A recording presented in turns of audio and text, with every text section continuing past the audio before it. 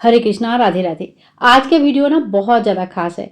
मैं अपनी evening routine के साथ साथ आप सभी के साथ आज बात करने वाली हूँ लक्ष्मी जी। लक्ष्मी जी को प्राप्त करने की इच्छा सभी में रहते हैं और बिना लक्ष्मी घर श्रीहीन होते हैं। सिर्फ पैसे के लिए नहीं, समृद्धि, सुख, प्रॉस्पेरिटी, बहुत सारी चीज़ें ऐसी होती है ना, जिस घर में लक्ष्मी जी रहते हैं उस घर में वो चीज़ें दिखती है। तो लक्ष्मी जी बहुत चंचला होती है, तो इस बात से हमें डरना नहीं है कि चंचला है तो हम उनके कैसे रोकेंगे। देखिए, लक्ष्मी जी को घर पे रखने के लिए कुछ चीज़ें हमें ध्यान में रखना होता है। वैसे तो हजारों नियम है, लेकिन आज कुछ बातों पे बात करेंगे हम लोग, जो कि नॉर्मल गृहस्थ घर में अगर हम ये काम कर रहे हैं तो इसको हमें तुरंत रोकना चाहिए, अगर हमें लक्ष्मी प्राप्ति करनी है तो देखिए, सबसे पहले है संध्या के समय। संध्या यानी कि प्रदोष काल, जब सूर्य डूबने वाले होते हैं, और सुबह का समय जब सूरज उगने वाले होते हैं। ठीक है, ये दोनों समय ऐसा होता है जिसमें हमें बिस्तर में सोए हुए नहीं रहना चाहिए, लेटना नहीं चाहिए, सोना नहीं चाहिए। अब क्यों नहीं सोना चाहिए? कहते हैं कि यही तो समय ऐसे होता है ना जिसमें भगवान विराजमान रहते हैं पूरे धरती लोक में। भ्रमण करती है माता लक्ष्मी, हर घर में भ्रमण करके देखती है कि उस घर में क्या चल रहा है। तो अगर उस घर के गृहस्थी सोते रहते हैं, उस टाइम पे गृहिणी सोते रहते हैं ना, तो उस घर से माता लक्ष्मी जरूर चली जाती है। इसके साथ ही जब हम शाम का या सवेरे का पूजा करते हैं, जो ये दोनों टाइम है सुबह शाम का पूजा करने का, ठीक है, तो इस टाइम पे हमें कोई भी खाना नहीं खाना चाहिए। शाम के टाइम पे बहुत लोग नाश्ता चाय करते हैं, लेकिन उससे पहले अपने ठाकुर जी को भोग जरूर लगा दीजिएगा, दूध का भोग लगा दीजिएगा, मंदिर में धूप दीप कर लीजिएगा, उसके बाद ही कुछ खाना नाश्ता कीजिएगा। शाम हुआ, इस टाइम पे आप खाना खा रहे हैं, चौकट में बैठे हैं या सो रहे हैं, इस तरह का चीजें जिस घर में होते हैं देख के रखिए कि उस घर में बरकत बिल्कुल भी नहीं है।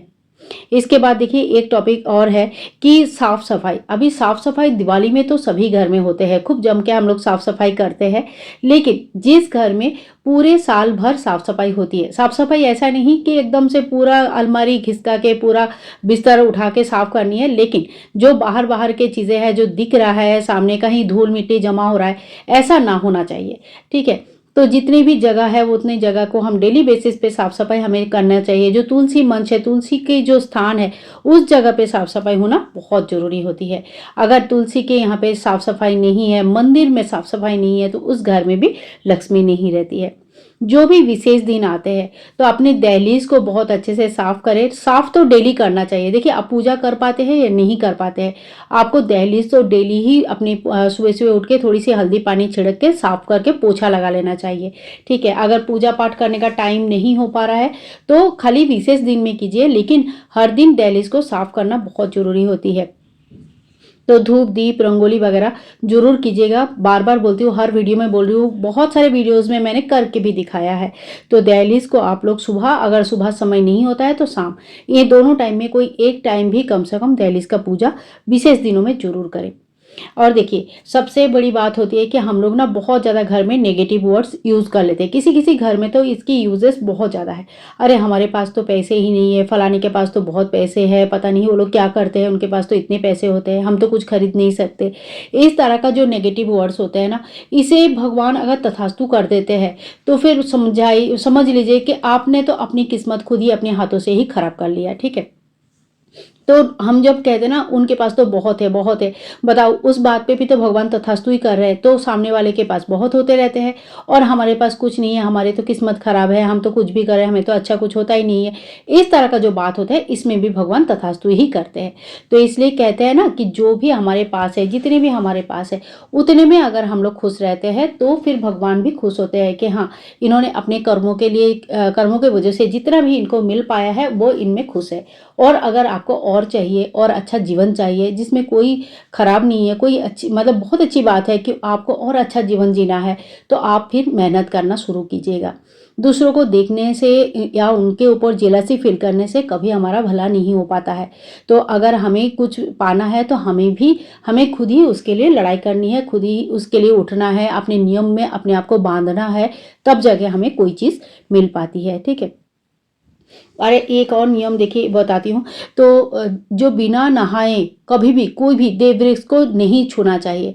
अब देखा देखी बहुत लोग घर में बहुत सारे देव वृक्ष लगा लेते हैं, लेकिन क्या करते हैं कभी भी किसी कोई भी वृक्ष को छू जाते हैं, तो ये ठीक नहीं है। खास करके महिलाएं जब पीरियड्स में रहेंगी तभी, और घर में सूतक पातक लगा हुआ है और अगर नहीं नहाया है तो देव वृक्ष को नहीं छूना चाहिए। अब देखिए सूतक पातक तो बहुत लंबा चलता है, तो इसमें अगर पानी देना है तो आप पानी दे सकते हैं, लेकिन मतलब ऐसे जैसे पौधे को जिलाने के लिए जितना पानी चाहिए उतना पानी हम डाल देंगे, लेकिन उनको पूजा पाठ उस समय नहीं होती है। ठीक है, तो देव वृक्ष खास करके तुलसी को बिल्कुल भी बिना नहाए नहीं छूना चाहिए। और दूसरी बात है, जो कभी भी आप चाहे तो नीचे बैठ के खाइए, डाइनिंग टेबल में खाइए, सेंटर टेबल में खाइए, लेकिन बेड में बैठ कर कभी भी खाना नहीं खाना चाहिए। कभी भी देखा जाता है ना, कोई कोई बच्चे बेड में पढ़ाई कर रहे हैं तो बेड में खाना दे दिया। ये आदत बहुत ही ज़्यादा खराब है। देखो बेड में हम लोग कब खाते हैं, जब हम लोग बीमार रहते हैं तब हम लोग जो है ना बेड में जाके खाना खाते हैं। तो अभी अगर आप बीमार नहीं हो, आपको बेड में खाने की ज़रूरत नहीं है, तो सिर्फ आलस्य के कारण बेड में खाना बिल्कुल भी गलत होता है। साइंटिफिकली भी देखा जाए तो बेड में अगर खाना खाते हो तो कुछ ना कुछ खाना पीना गिरते हैं, उसमें छोटे छोटे जो वायरस जीवाणु वगैरह कीड़े वगैरह होते हैं, जो कि हमारी बीमारी की कारण बन जाएगा। तो इसीलिए ही माना करते हैं। देखो जो भी चीज़ हमारे बड़े बूढ़ों ने कह के गए हैं, इसके पीछे कोई ना कोई साइंटिफिक रीज़न है, जिसको हम धीरे धीरे भुला चुके हैं। अगर अच्छी तरह से हम सोचेंगे चीज़ों को तो दोबारा हम इनको समझ पाएंगे और इनके कारण को भी समझ पाएंगे। तो बेड पे खाना कभी भी मत खाना। इसके बाद देखिए मंदिर को हमेशा ही साफ रखना चाहिए। इत्र का व्यवहार कीजिएगा।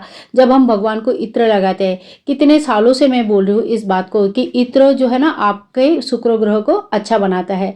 शुक्र ग्रह वो ग्रह होता है जो लक्ष्मी कारक होते हैं, यानी कि सुख समृद्धि, घर में जो बरकत होती है, जो गाड़ी वाड़ी संपत्ति होती है, हाँ अच्छी जीवन, अच्छे कपड़े, अच्छे खाना, तो ये जो होते हैं ना ये शुक्र ग्रह हमें देते हैं। तो इत्र का व्यवहार करें।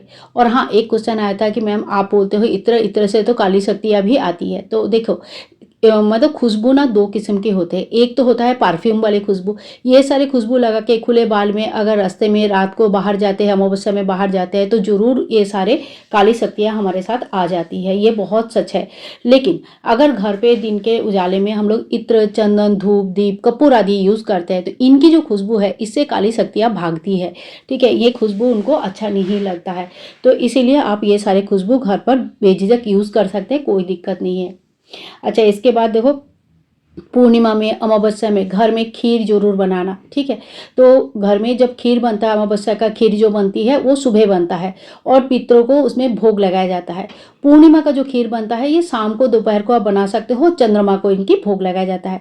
साथ ही में माता लक्ष्मी को भोग लगाया जाता है। ठीक है, माता लक्ष्मी को हर पूर्णिमा के दिन, देखो अगर आप हर शुक्रवार को कर सकते हैं तो बहुत अच्छा है, नहीं कर सकते, इतना मीठा नहीं खा सकते तो ठीक है, हर पूर्णिमा के दिन खीर जरूर बनाइए, माता लक्ष्मी को भोग लगाइए। ये बहुत ही अच्छा उपाय है लक्ष्मी प्राप्ति के लिए। घर में जो कहते हैं ना, जो अलक्ष्मी होते हैं वो खट्टे और तीखा चीज़ों में आकर्षित होते हैं, इसीलिए घर के बाहर नींबू मिर्ची टांगा जाता है। और जो लक्ष्मी जी होती है वो मीठा चीज़ देख के उनको अच्छा लगता है, वो मीठा चीज़ों के लिए आती है।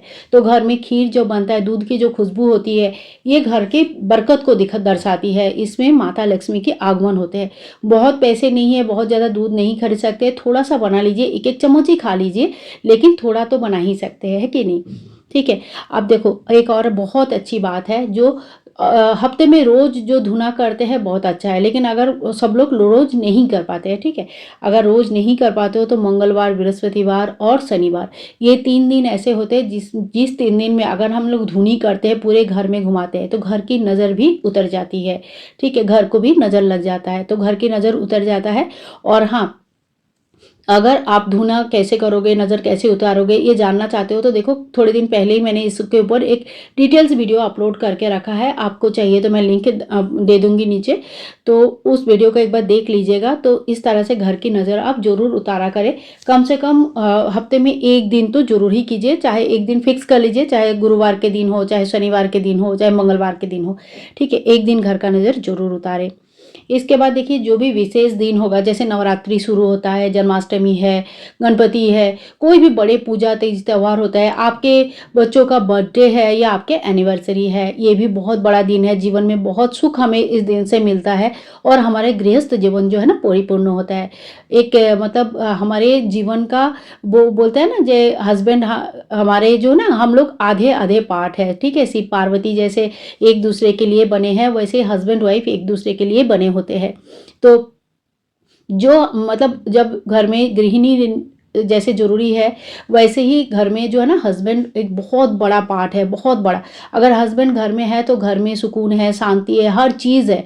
और इसीलिए ना कहते हैं कि जब हस्बैंड वाइफ का जो एनिवर्सरी है, ये भी हमारे लिए बहुत बड़ी दिन है, क्योंकि भगवान ने आज के दिन हम दोनों को एक किया था। तो ये हमारे लिए बहुत बड़ी प्राप्ति होती है। इस दिन की शुक्रिया अदा हमें ज़रूर करना चाहिए। भगवान को इस दिन अच्छे अच्छे भोग बनाकर खिलाइए, धूप दीप कीजिए, मंदिर का दर्शन कीजिए। तो जो भी आपके दिन के जीवन के खास दिन होंगे, वो आप इस तरह से सेलिब्रेट जरूर कीजिएगा। इससे भी आपको बहुत ज़्यादा शुक्र मिलेगा, अच्छा होगा, ठीक है। इसके बाद देखिए मंदिर में एक लोटा जल आप जरूर रखें। एक लोटा जल पूजा के टाइम पे रख दीजिएगा। अगले दिन पूजा के टाइम पे वो जल जो है पौधे में डाल दीजिएगा और फिर दूसरे लोटा को धोकर दूसरा फ्रेश पानी भर के रख दीजिएगा। एक लोटा जल घर के बहुत ज़्यादा नेगेटिविटी को पॉजिटिविटी में चेंज कर देते हैं, ठीक है। इसके बाद देखिए एक नियम मतलब अभी पूरा वीडियो में मैंने अपना शाम का रूटीन भी आप लोगों से शेयर किया है। आप चाहे तो मतलब उससे भी आप देखें तो देखा ही है कि ठाकुर जी को समय समय पर भोग लगाना बहुत ज़रूरी होती है। मंदिर को कभी भी उपवास ना छोड़े। मंदिर अपना खाना खाने से पहले मंदिर को दूध का भोग, घर में जो भी अच्छी चीज़ें बन रही है वो, या कोई भी जो शुद्ध सात्विक आहार है, भोग लगाते रहिए। बहुत ज़्यादा नहीं कर पाते, अन्न भोग नहीं बना पाते हैं, सबके लिए पॉसिबल नहीं है, ठीक है। आप रामदाना, बतासा, खजूर वगैरह कुछ भी जो ड्राई फ्रूट्स है, वो फल वगैरह रख के रखिए, वहाँ से भोग लगाइए। भगवान आपकी श्रद्धा देखते हैं। अगर आपके घर में प्याज लहसुन बनती है, हमेशा पॉसिबल नहीं होता है, कोई बात नहीं, जो पॉसिबल है वो कीजिएगा, ठीक है। देखा देखी कोई चीज़ आप जबरदस्ती प्याज नहीं बनाऊंगी, लहसुन नहीं करूंगी, तो घर में अशांति होती है, क्योंकि सबका घर एक जैसा नहीं होता है, ठीक है। सबका खाने पीने का आदत भी एक जैसा नहीं है। बहुत लोग खाली अकेले रहते हैं और अपने हिसाब से नियम करते हैं, लेकिन बहुत लोग ऐसे हैं जो घर के बाकी मतलब हजारों मेंबरों के साथ रहते हैं, जिसमें सास ससुर और भी लोग रहते हैं, तो अपने हिसाब से चीज़ें नहीं होती है। ऐसे में आप छोटे छोटे नियम लीजिए और उस नियम को पूरा कीजिएगा। दूसरी बात है, महिला को ना हमेशा खुश रहना चाहिए। देखो झगड़ा होता है एक आध दिन, वो अलग बात है, लेकिन हमेशा ही मुंह फुला के रहना, गजगज करते रहना, हमेशा ही बड़बड़ करते रहना, ये घर में अलक्ष्मी को बुलाती है। तो थोड़ा मुस्कुराते रहिए, ये अच्छी बात होती है। अच्छे से बात कीजिए सभी से।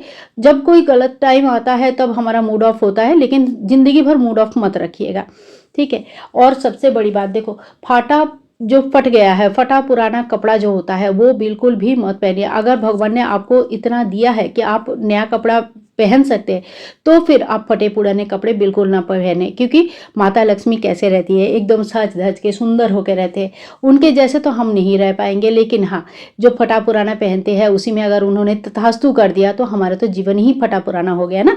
तो इसलिए कोशिश कीजिएगा कि जो साफ सुथरा कपड़े हैं, भले पुराना है कोई दिक्कत नहीं है, लेकिन साफ सुथरा होना चाहिए, फटा नहीं होना चाहिए। अगर आपके पास बिल्कुल पैसे नहीं है तो आप सिल के पहनिए, लेकिन फटा ऐसे ही दिख रहा है, खराब दिख रहा है, ऐसे कपड़े नहीं पहनना चाहिए। और देखो सब मतलब ये तो बात है कि माता लक्ष्मी को साफ सुथरा घर बहुत पसंद आता है, तो घर को साफ सुथरा रखे। पहले भी बोला है, अभी भी बोल रही हूँ, बिस्तर वगैरह झाड़ के रखे। सवेरे उठते ही बिस्तर को साफ कर लीजिएगा। बहुत देर तक बिस्तर पड़ा है, एकदम तकिया कंबल पड़ा है, तो ऐसा नहीं होना चाहिए। बिस्तर को साफ कीजिएगा और सुबह शाम का जो पूजा है वो समय पर कीजिएगा। अगर घर में सूतक पातक लगा है या आप पीरियड्स में है तो फिर उस टाइम पे पूजा नहीं हो रहा है, तो ठीक है, उसमें हाथ जोड़ कर लीजिए। भगवान को भी समझ में आता है कि हाँ इस समय पूजा नहीं हो पा रही है। लेकिन अगर सब कुछ ठीक है, फिर भी आपके घर में रात को 8 बजे दिया जल रहा है या सुबह 12 बजे के बाद पूजा हो रहा है, तो फिर ये सही नहीं है। एक आध दिन किसी वजह से अगर कुछ गड़बड़ हो भी गया तो अगले दिन से कोशिश कीजिएगा समय पर सब कुछ करने के लिए।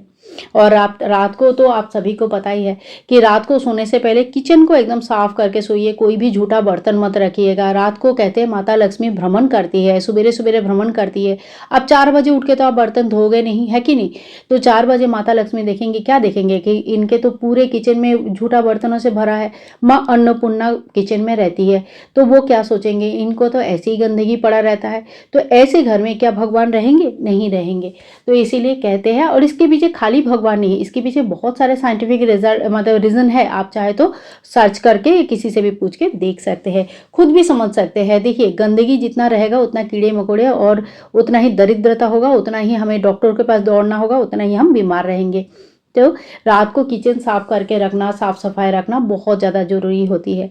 सो फ्रेंड्स, लक्ष्मी प्राप्ति के तो कई सारे उपाय होते हैं, बहुत सारे हवन भी लोग करते हैं, पूजा करते हैं, उपवास करते हैं, लेकिन ये सारे रूल्स कुछ ऐसे हैं जो कि हम घर में हम गृहस्थी को मानना चाहिए, जिससे हमारे हैबिट और हमारे जो अभ्यास है, हमारे जो कर्म है, उसके द्वारा हम घर को स्वर्ग बना सकते हैं, घर में लक्ष्मी माता को विराजमान कर सकते हैं। तो यहाँ पे मेरा पूरा शाम का रूटीन मैंने आप लोगों के साथ शेयर किया, और लास्ट में मैं अपना किचन को साफ कर रही हूँ। छोटी सी जो डस्टबिन है इसको भी धोकर आप सुखा कर रख दीजिए, दोबारा सवेरे यूज़ के लिए तैयार रहेगा। अपने बेसिन को अच्छे से साफ कर लीजिए, जो भी बर्तन है इनको अच्छे से साफ करके पानी निकाल के अच्छे से इनको लगा कर रख दीजिएगा। साफ सुथरा किचन जब हो जाता है तो सवेरे जब हम काम करने आते हैं ना, तो एकदम मतलब एनर्जी रहती है, देख के अच्छा लगता है, किचन में काम करना अच्छा लगता है। महिलाओं के ज़्यादा से ज़्यादा समय किचन में बीतता है, तो किचन जितना साफ सुथरा सुंदर रहेगा उतना ही घर में बीमारी भी कम होगी। सो फ्रेंड्स, आज के लिए इतना ही। वीडियो अगर पसंद आएगी तो प्लीज़ लाइक कीजिएगा और ज़्यादा से ज़्यादा शेयर कीजिएगा। मिलूंगी एक और नया वीडियो के साथ, तब तक के लिए हरे कृष्णा, राधे राधे, बाय बाय।